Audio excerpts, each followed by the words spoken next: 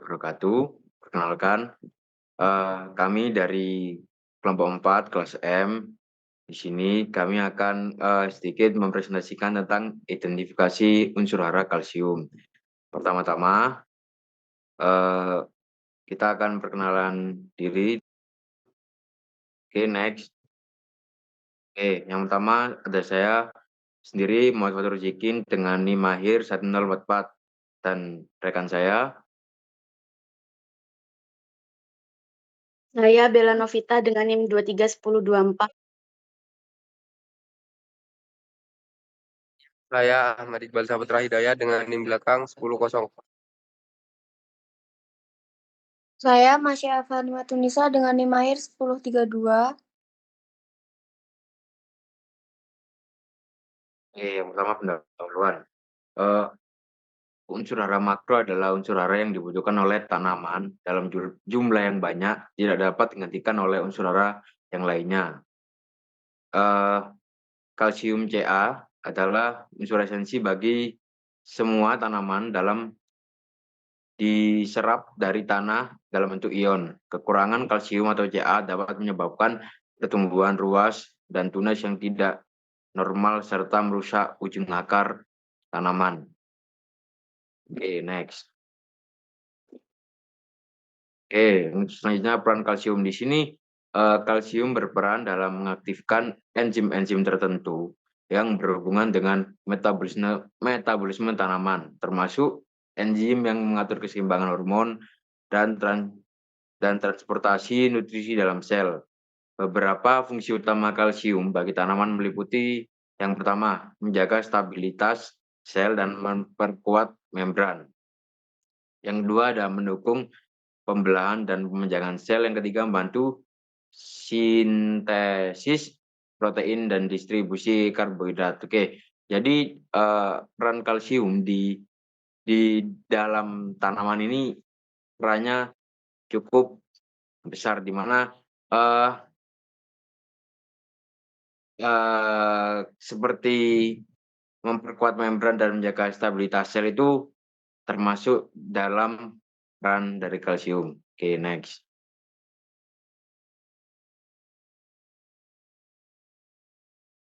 Baik, selanjutnya di sini saya akan membahas mengenai ketersediaan kalsium dalam tanah.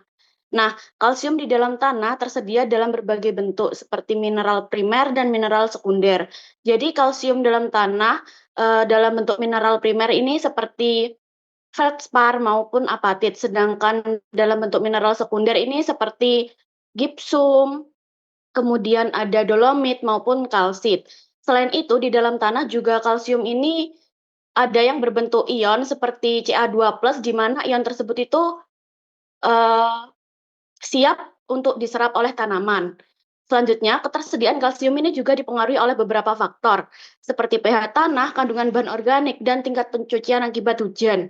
Jadi pH tanah, jika pH tanah itu netral hingga sedikit basah, maka ketersediaan kalsium dalam tanah itu tercukupi untuk diserap oleh tanaman. Sedangkan jika pH itu masam, maka ketersediaan kalsium itu akan cepat tercuci ke dalam lapisan tanah. Kemudian ada kandungan bahan organik. Nah, bahan organik ini juga sebagai salah satu penyumbang kalsium di mana melalui proses dekomposisi. Jadi, bahan organik ini mampu menahan kalsium dalam tanah. Selanjutnya, tingkat pencucian akibat hujan. Jadi, apabila intensitas hujan itu tinggi, maka kalsium yang ada di dalam tanah juga akan cepat tercuci ke dalam lapisan tanah. Next.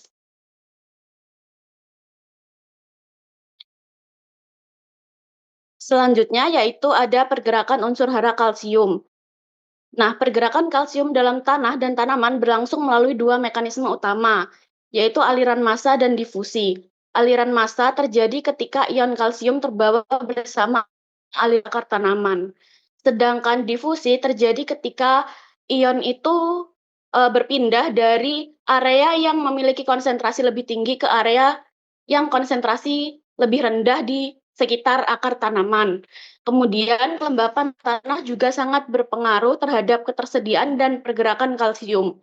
Jika tanah memiliki kelembapan yang cukup, kalsium dapat bergerak lebih efektif menuju akar tanaman. Pembahasan selanjutnya dibahas oleh rekan saya, Masya. Selanjutnya ada gejala defisiensi. Tumbuhan yang kekurangan kalsium dapat menyebabkan sejumlah masalah fisiologis karena kalsium terlibat dalam produksi dinding sel. Salah satu tanda utamanya adalah pertumbuhan tunas muda dan ujung akar yang terhambat. Selanjutnya, yang kedua yaitu ada gejala toksinitas. Kalsium dalam jumlah besar diperlakukan, namun terlalu banyak kalsium di dalam tanah juga dapat merusak tanaman. Meskipun keracunan kalsium yang jarang terjadi, peningkatan ketersediaan kalsium dapat menyebabkan ketidakseimbangan dengan mineral lain termasuk kalium, K, dan magnesium. Selanjutnya ada sumber unsur hara. Ketersediaan kalsium yang memadai dalam tanah yang sangat penting untuk memastikan kesehatan dan produktivitas tanaman. Kalsium dalam tanah diserap oleh tanaman dalam bentuk kation Ca2+. Sumber kalsium dalam tanah yaitu ada mineral primer, bahan organik, dan pupuk dan amandemen tanah. Next. Selanjutnya itu reaksi kimia. Sebelum itu mungkin saya sedikit menjelaskan bahwasanya kalium bentuknya itu dari supernova melalui nukleosintesis dari atom yang lebih ringan. Kalium pada dasarnya dibuat pada supernova. Kalau nggak salah itu supernova tipe 2 melalui proses pembakaran oksigen eksplosif. Lanjut ke reaksi kimianya itu dari pengolahan batu kapur CaCO3 menjadi CaU plus CO2. Terus dari pembentukan kalsium hidroksida dari CaU ditambah H2O menjadi CaOH2. Lanjut kepada reaksi dengan karbon dioksida itu CaOH pangkat 2 ditambahkan dengan CO2 menjadi CaCO3 dari CaOH pangkat 2 ditambah CO2 menjadi CaCO3 yang diikat oleh H2O. Seperti itu. Next.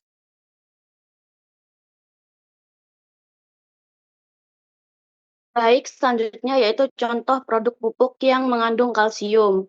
Jadi pupuk itu memiliki peran yang sangat penting dalam dunia pertanian dikarenakan berfungsi sebagai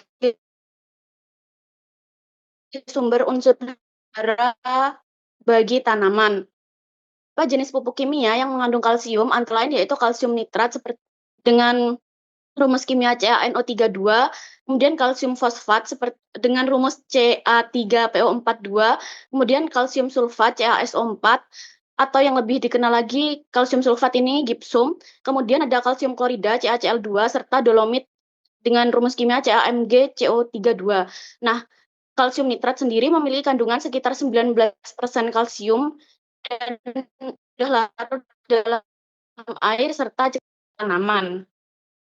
Next. Oke, baik. Dari penjelasan kami di atas, dapat kita tarik kesimpulan dari kelompok kami yaitu kalsium Ca merupakan unsur hara yang makro sekunder yang sangat penting bagi tanaman karena berperan dalam pembentukan dinding sel, pengangkutan nutrisi, serta meningkatkan ketahanan terhadap stres dalam dan penyakit. Ketersediaan kalsium di tanah dipengaruhi oleh faktor-faktor seperti pH, kandungan organik, dan tingkat pencucian akibat hujan. Selanjutnya ada saran yaitu untuk hasil pertanian yang optimal disarankan agar petani secara rutin menganalisis tanahnya guna mengetahui kebutuhan spesifik unsur hara, khususnya kalsium, pemberian pupuk berbasis kalsium seperti kapur, pertanian, dan gipsum sebaiknya disesuaikan dengan kondisi tanah dan jenis tanaman yang ditanam. Oke, next.